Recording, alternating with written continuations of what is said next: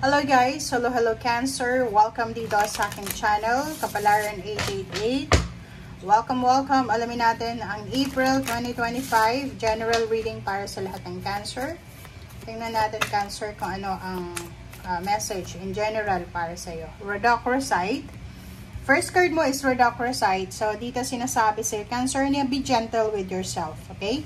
Marami ka daw na pinagdaanan or pinagdadaanan sa buhay. And this month of April, kailangan mo ng healing. And this is the right timing para makarecover ka, makapag-heal, and makapagpahinga. Okay. So, second deck tayo. So, if you have questions, may mga question ka ba? Ano ba yung question mo ngayong April? Itanong mo na, pumikit ka, itanong mo na. Tapos kung ano yung lumbas dito, ito yung sagot sa'yo ng baraha. Okay.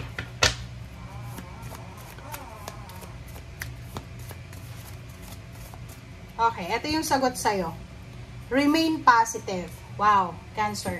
Doon sa mga Cancer na parang medyo nawawala na sila ng pag-asa, siguro nagiging negative na, dito sinasabi sa'yo na remain positive. Be positive, be optimistic. Mas hanapin natin yung positivity. Umiwas tayo sa negativity, umiwas tayo sa drama, and manatiling masaya, manatiling positibo. Okay, thank you.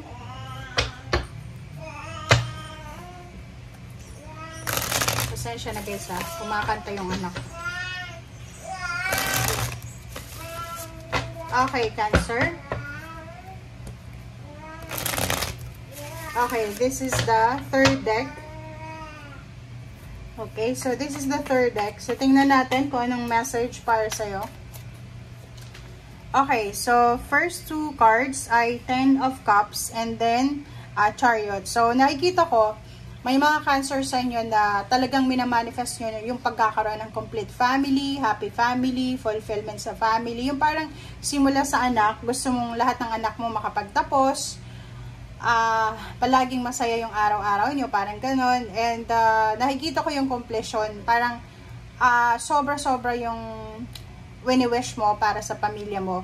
And dito sinasabi sa'yo ng baraha Cancer na lahat daw ng wini-wish mo ay posibleng magkakaroon ng progress, magkakaroon ng manifestation, transformation, change, alchemy, abundance, victory, and balance. Okay?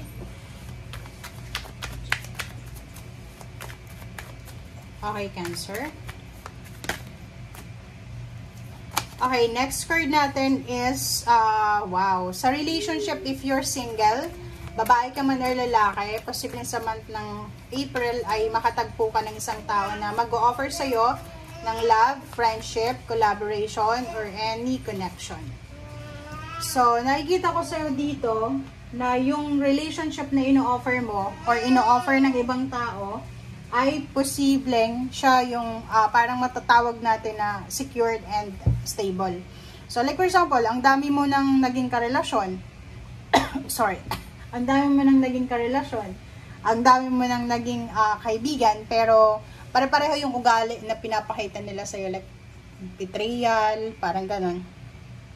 And sa relationship, pwedeng intimate, meron kang mga pinagdaanan na, like for example, sa relationship, may mga third party, ganon, panluloko.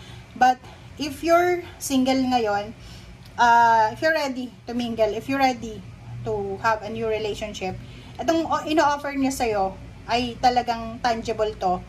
Or sabihin natin na secured and stable. Okay? Nakikita din natin dito, pwedeng may mga bumalik na ex, pwedeng may bumalik na mga nararamdaman. And comment down below if you resonated doon sa mga Cancer na pwedeng naghiwalay dahil sa mga panluloko, mga pamilya, nag-away-away dahil sa backstabbing or chismis. Okay.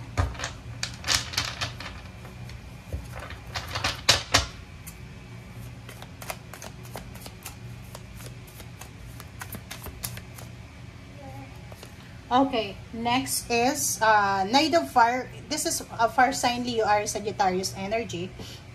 Same with this one. So, excitement.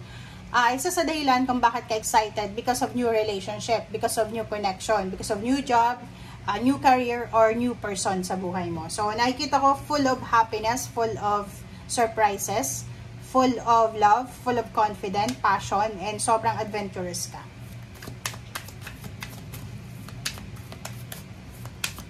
Okay.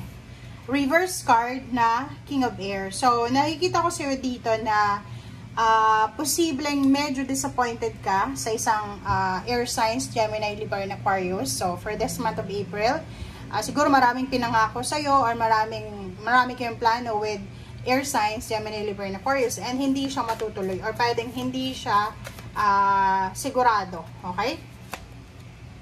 Chariot card is a double confirmation ng Chariot. So, pwedeng may travel kayo na gagawin this April, vacation. Pwedeng may bibili ng sasakyan, bibili ng mga ticket, bus ticket, plane ticket. Meron ditong hinihintay ka. So, pwedeng naghihintay ng visa, ng mga passport, or government documents or anything na hinihintay mo. Nakikita ko na pwedeng may hinihintay ka din na confirmation, recognition, awards, rewards na posibleng dumating na siya this April.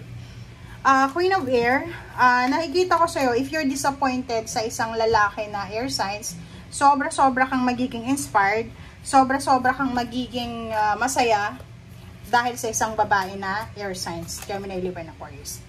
Ace of Earth, itong Ace of Earth na to, sinasabi ng baraha sa'yo na may mga good news regarding money. So, pwedeng ang Ace of Earth na to is all about new job, new career, new studies, diba?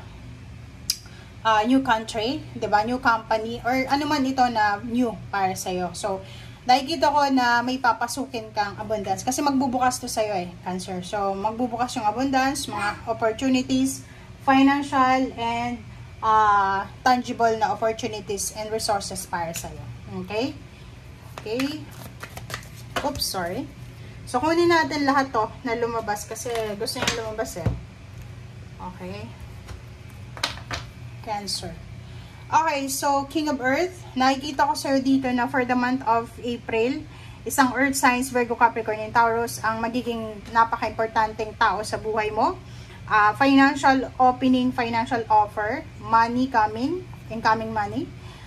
Fire sign Leo, Aries, Sagittarius, pwedeng siya yung love life na papasok sa buhay mo or friendship or katrabaho.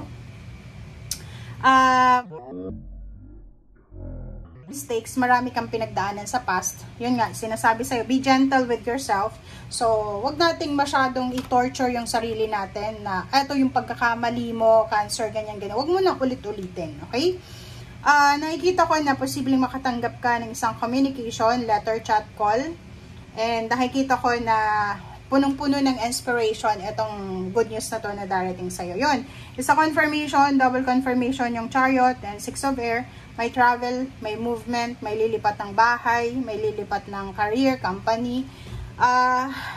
Eight of Earth, napakaganda nito kasi yung iba sa inyo dyan, wala kayong ibang gagawin kundi magpo-focus kayo sa trabaho nyo.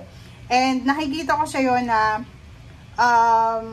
magpahinga kung kinakailangan, okay? Kasi maraming good news dito na darating medyo ma-overwhelm ka. So, kailangan mong magpahinga. Huwag kang masyadong magpadalos-dalos sa mga decision making. And yun nga, be careful sa mga pagtanggap natin ng mga tulong financial. Kasi kung like dito sa Page of Earth, hindi natin, unexpected siya na kailangan natin na pag-isipang mabuti. Okay? Thank you guys. Bye!